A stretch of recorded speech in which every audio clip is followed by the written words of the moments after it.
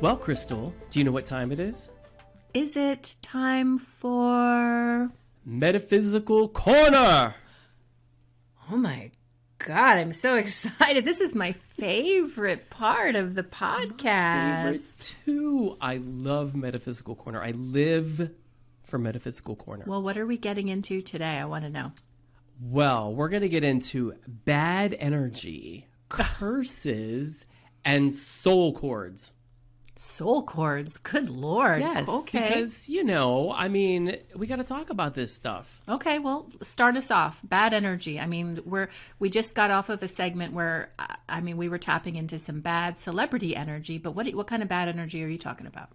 Well, it could be just like negative people. It could be, just awful, horrible people. When I think of bad energy, I look at how it's presenting around me. And I think of things like people that constantly complain, people that constantly criticize, negative relationships. You walk into, say, a work environment and you immediately just feel something off somewhere, and you'll go and maybe that person's desk is like a nightmare. It's cluttered, it's junky, they're disheveled, it's like that kind of lower vibration energy.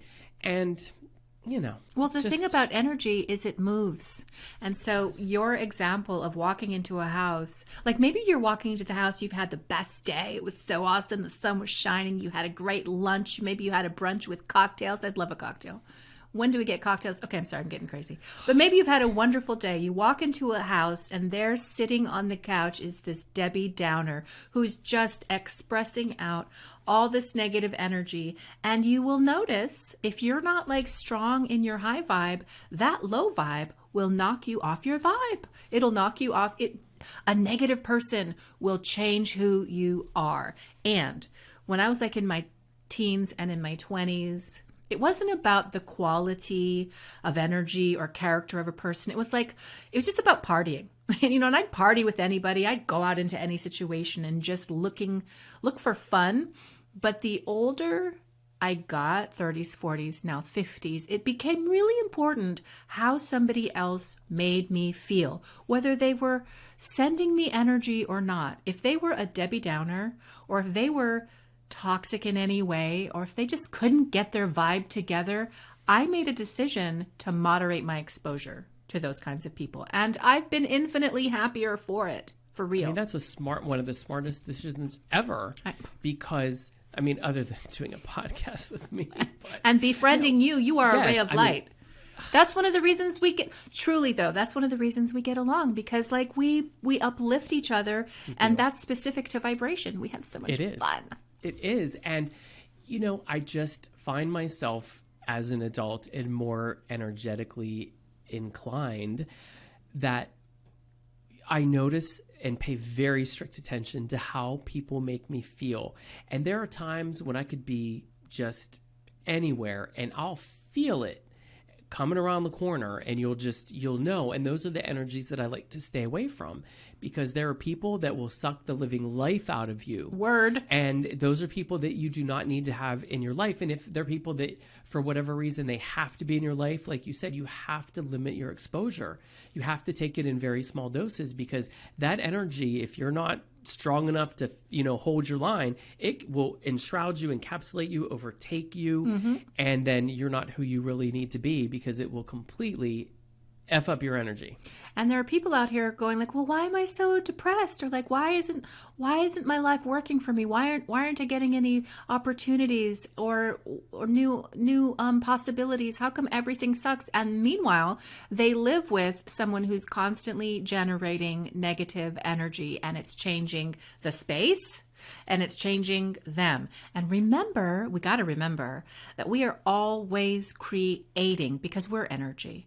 Our energy is always creating something. So if we're living with a person, or we're constantly around a person who's negative 24/7, it's going to change our vibration, and we're just going to create according to that, which is why you find your vibe lowering, you find you're depressed, you find that things aren't working out the way that you want them, or it's really hard to manifest. Well, yeah, Debbie Downer is sitting on your couch. Now, let's take that one step further.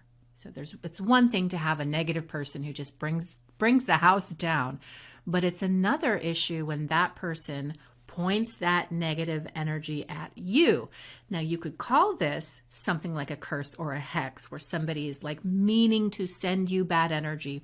But sometimes it doesn't even have to be conscious and organized that way. It can just be they do not like you at all, and they are fixated, like Kanye and Pete Davidson. They are fixated and they're sending their energy to you. Have you ever had an experience where someone did that to you? Oh, yes. Do tell. And, well, there was someone who, I was really good friends with, and they sort of shifted in their energy a bit and became, like I thought they were kind of high vibe and they really weren't. And then I could just see their energy just peter down as I got to know them. And then when the decision was made not to have any interaction, it became an all-out sort of an energetic assault. Really? And they were shifting all kinds of negative energy on me. But, I know a little bit about sending some energy back and, magic mirrors and all. And well, tell us about it. I'm sure people are wanting to know. What did you do? So, you can take a mirror and you can put it in a container of black salt. Like I get a big container. I get a mirror that's, on a little stand, fill the base with black salt all around it. And then you want to get to something that is sort of an effigy of the person, whether it's some of their hair, a fingernail clipping, some of their handwriting, a business card, something that represents them. And you have it reflected in the mirror. So whatever they're sending you goes right back to them. So you have the effigy reflected in the mirrors. So I Yes. get it. Oh, okay. And So it's just so since it's reflecting them and their energy, what they're sending to you, it's the mirror and it reflects right back to them. and it works. And works. how did you notice like the energy shift? What did that feel like for you? When I did it, I immediately noticed so I did it and I kind of walked away from it, and I noticed throughout the rest of the evening a slightly lighter feeling, and then there was sort of a moment where I felt almost like a pop on my back. I don't know how else to describe it. Like a Cord. Sorry.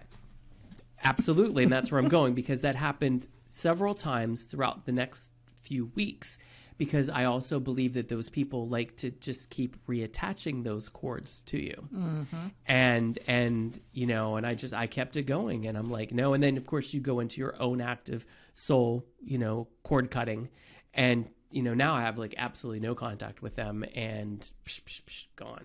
Are we talking about the same person? Because I have I don't know if we're talking about the same person, but I have a story too. And this is so emblematic of how this stuff works. And there was a person that I had a great relationship with, or I thought I did. Meanwhile, this person's behind the scenes, on a campaign, a total campaign to just drag me with some of my closest friends and people that are around me, my most supportive people and players in my life. And this person's on a campaign. Meanwhile, though, this person's also pretending that they're with me. They're coming to my different events. I'm employing them and they're taking the money. It's just very duplicitous. But this is just a flaw that I have had, no longer though, but it's a flaw that I've had where I've always seen the potential in a person and the good parts in the person.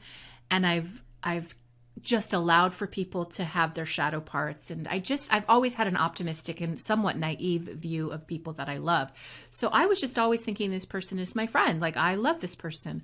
Well, it finally came to my attention that this person was doing this. She accused me of something that I did not do. And I'm we went our separate ways. I was like, what?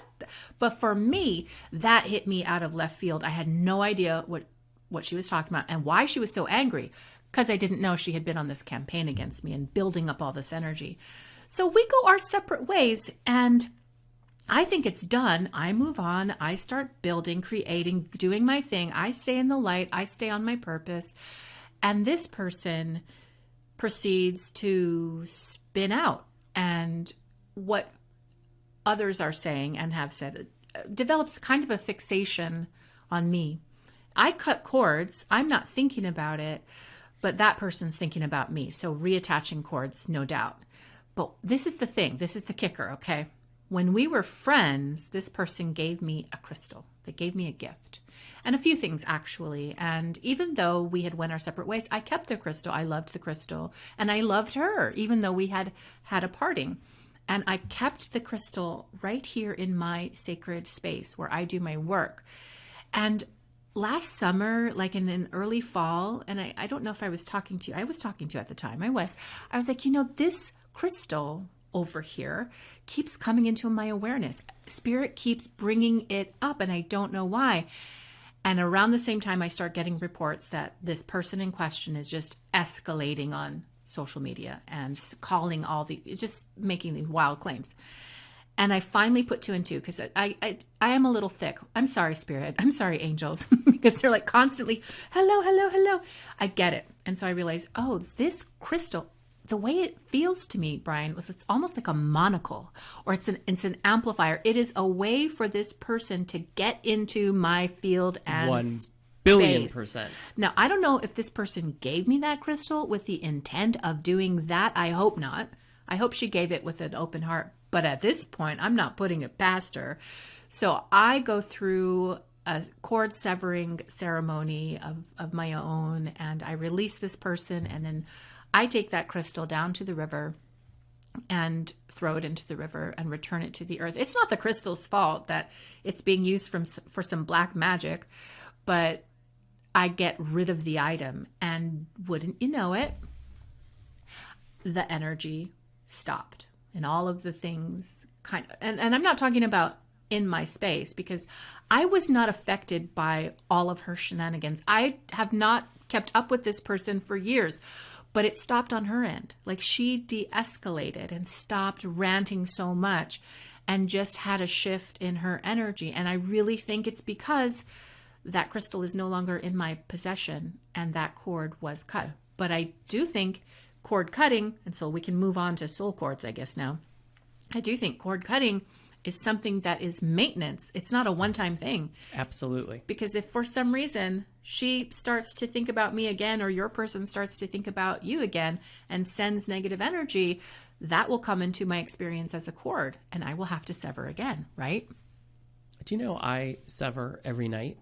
Yeah, you should. That's good. It's part of my, when I retire to my Boudoir. own suite, I meditate for a good hour, and then at the end of that I spend about 15 minutes or so cutting cords, because and it always comes up at the I meditate, raise my vibrations, do other things, but towards the end I sort of focus on the day a little bit and what I'm feeling, what's resonating, and I go back and I write notes like throughout the day. If something sort of negative happens or I feel kind of negative, I write down on my little notepad how I'm feeling, what time I felt it, who was immediately around me, what happened just before, in that moment, or right after.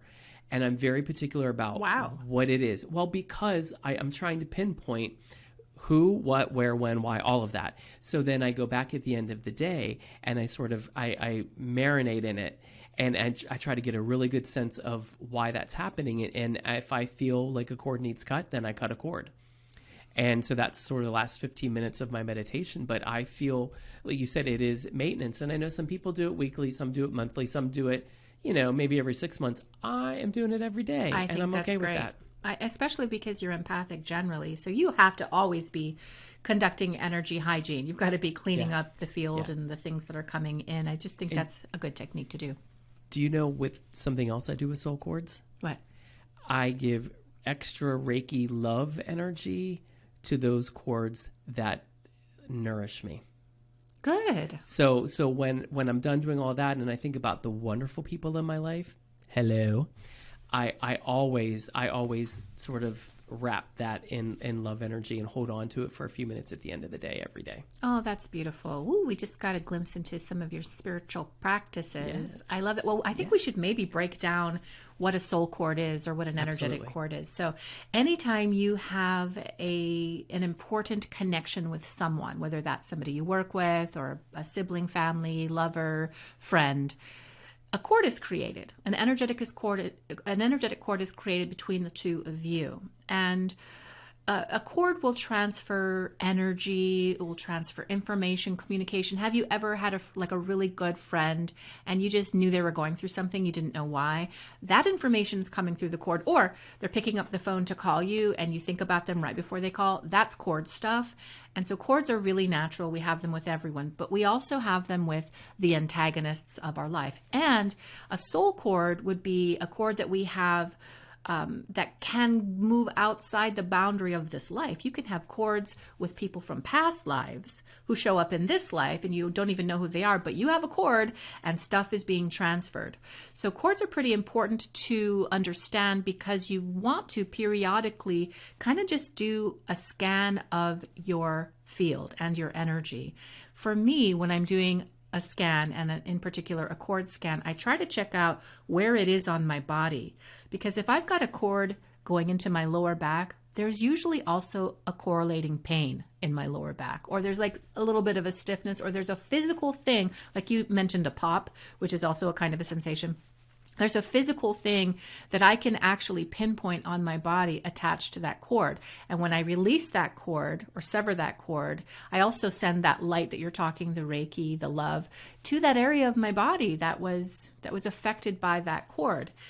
Now, cord cutting is interesting because there's a theory, some people hold the theory that if you just sever it, like if you get Michael's sword and sever all your cords, there's a bounce back effect that can happen with the cords.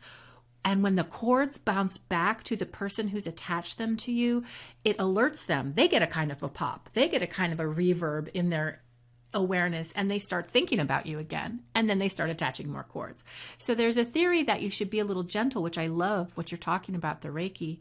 Be a little gentle in dissolving the cords with light and with love, or like we do in Hawaii, we just go in and unhook a cord, like a fish hook, unhook a cord and just kind of let that fall away.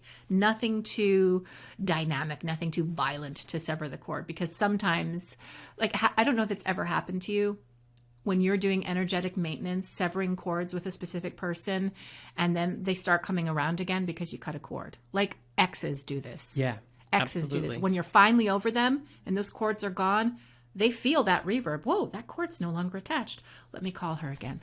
Let me go to her house again.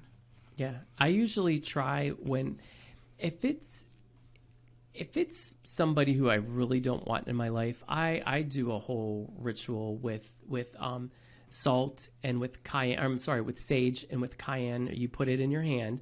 Like my left hand is my dominant hand. I put it in my right hand. I put cayenne and I put sage. And I just, with my index finger, I just spin it in a counterclockwise, and I think of the person and I just wish them away and wish them nothing but love. But I wish them out of my life, out of my space, all the blessings in the world, win all the money in the world, I don't care, but have every blessing, but you just have to have it away from me. And I do that, and then I blow it out into the wind and give it to the universe.